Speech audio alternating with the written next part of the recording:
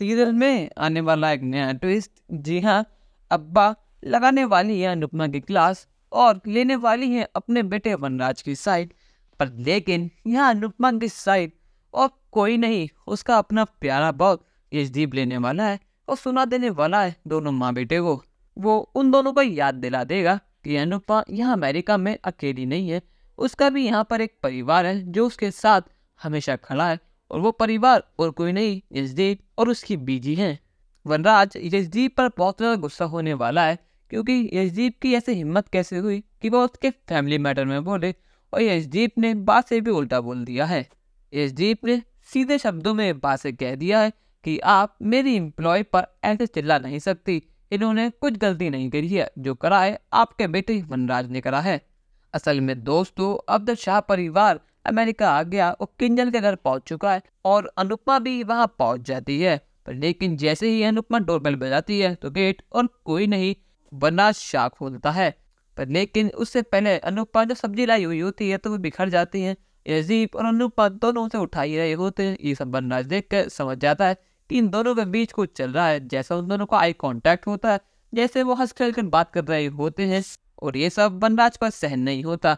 वो कहता है the great Anupama ji is here, और अमेरिका में आते ही एक नया लड़का भी ढूंढ लिया। वाह वाह वाह, आपके तो जितने गुणगान करो अनुपमा जी उतने ही कम है।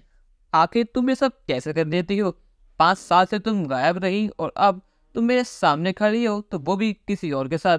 आखिर तुम कितना नीचे गिरोगी अनुपमा? तुमने तो सारी हदें ही पार कर दी। ना तुम अपनी उम्र का लिहाज करती हो और ना तुम ये देखती हो कि तुम्हारे 4 बच्चे हैं। क्या यशदीप कुछ समझ नहीं आता कि ये नया आदमी कौन है और अनुपमा पर इतने घिनौने इल्जाम क्यों लगा रहा है। यहाँ अनुपमा कहती है कि आपको मुझसे क्या, आप और मेरा कोई रिश्ता नहीं है, तो आप मुझसे क्यों बात कर रहे हैं। और यहाँ वो यशदीप से कहती है कि sir I am really sorry, पर आपको यहाँ से जाना होगा क्योंकि मुझे इनसे कुछ बात करनी है। यशदीप कहता है ठीक है अनुपमा जी, आपका फैमिली मैटर है तो मैं चला जाता हूँ, पर लेकिन आपको मेरी ज़रूरत पड़े तो आप मुझे फ़ोन कर देना। यहाँ वनराज अनुपमा को बहुत बुरी बुरी सुनाता है और अनुपमा भी चुप नहीं रहती, वो उसकी बोलती बंद कर देती है। पर लेकिन बा यह अपने बेटे को समझाने की जगह अपने बेटे की साइड लेती है और वह अनुपमा को डांट देती है कि तू 5 साल बाद मिली है और तूने आते ही कलेश शुरू कर दिया। मेरे बेटे ने कुछ गलत थोड़ी बोला है, अगर तू किसी आदमी से ऐसे हंस खेल के बात करेगी तो दुनिया तो बात बनाएगी ही ना। और तेरे बॉस का मतलब ही क्या है कि तुझे इतनी रात को यहाँ पर छोड़े? मुझे तो पूरा शक है कि तेरे और तेरे बॉस के बीच कुछ चल रहा है। ये बात सुनकर अनुपमा गुस्सा आ जाता है। वो कहती है बस बस, अब इससे ज्यादा आप एक भी शब्द मत बोल। यहाँ यशदीप पे आ जाता है, अनुपमा की साइड लेता है। वो कहता है कि आखिर आपने अनुपमा जी मेरे ऊपर इतना बुरा इल्जाम कैसे लगाया? ये मेरे बस एक एम्प्लॉय हैं और एक बॉस को अपने एम्प्लॉयज की हमारी चिंता लगी रहती है, तो इसलिए ही बस मुझे छोड़ने आता। अनुपमा जी और मेरे बीच ऐसा कुछ भी नहीं है। यहाँ वनराज यशदीप से कहता है कि आखिर तेरी हिम्मत कैसे हुई मेरी बात है इस तरह से बात करने की? मेरी बा और बापू जी से कोई भी बदतमीजी से बात नहीं करता और आज तूने सारी हदें पार कर दी। यह अनुपमा चिल्ला के कहती है कि बस आप दोनों 5 साल बाद आए हो और वैसे की वैसे ही हो, आप दोनों 1% भी चेंज नहीं हुए हो। शाह परिवार की सबसे बड़ी गलती यही है कि वो बदलना जानते ही नहीं है। समय बदल गया, दुनिया बदल गई, पर आपकी सोच अब भी वही की वही है।